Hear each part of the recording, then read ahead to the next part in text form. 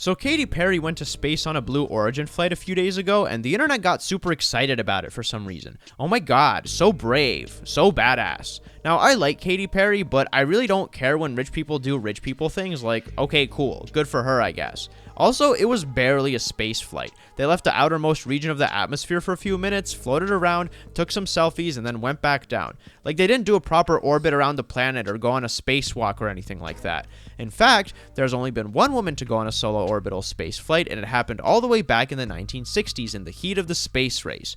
She's still alive, actually, but her contribution to human progress is being largely overshadowed by the very dark and sinister legacy she has carried ever since. Most of you probably know who Yuri Gagarin is, right? A Soviet fighter pilot who, in 1961, became the first person to travel into outer space.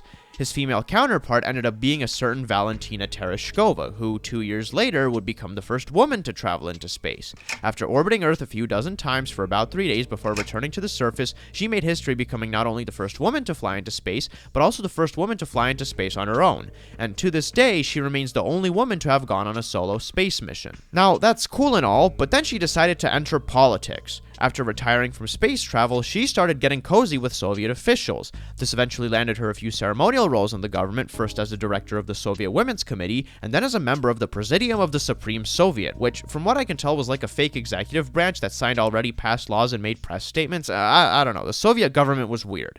But Tereshkova's political ambitions did not stop when the Soviet Union collapsed in 1991. In the mid-90s and early 2000s, she attempted to run for a seat in the Russian parliament without much success. Then in the late 2000s, she got elected to the council of her hometown. In 2011, she tried running for the Russian parliament yet again, and this time she actually got elected, and she's held that seat in government ever since, even today at the ripe old age of 88. Okay, so she went to space, became a politician, and has stayed that way for a strangely long amount of time.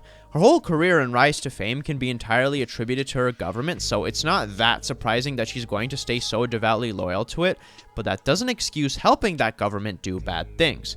For one, Tereshkova is a member of the United Russia Party, a party which makes up the majority of Russia's parliament seats and literally only exists to help Vladimir Putin pass any law that he wants the government to pass. If someone is a member of that party, it's a pretty obvious sign that they're only in the government to serve the interests of the guy at the top. And Tereshkova confirmed that fact in 2020 when she made a proposal to modify the Russian constitution in order to let Putin bypass the presidential term limit imposed by it and run again in 2024.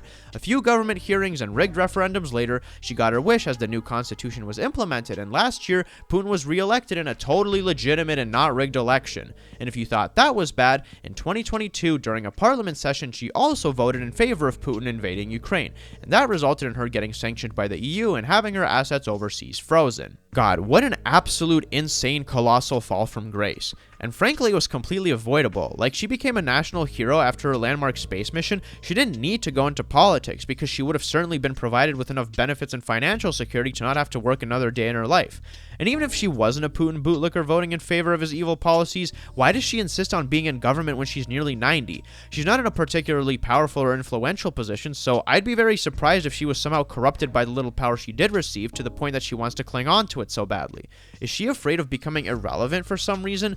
Honestly, who the hell knows with this person? In either case, it sucks that she participated in such a cool historical event only to ruin it by becoming a power-hungry, dictator-worshipping scumbag. As the saying goes, you either die a hero or live long enough to see yourself become the villain. And that was the end of this video, guys. I hope you enjoyed it. If you did enjoy it, definitely consider hitting that like and subscribe button. If you want to support the channel additionally, you can leave a super thanks under this video or become a member. As always, this was your captain speaking, and I'll see you later.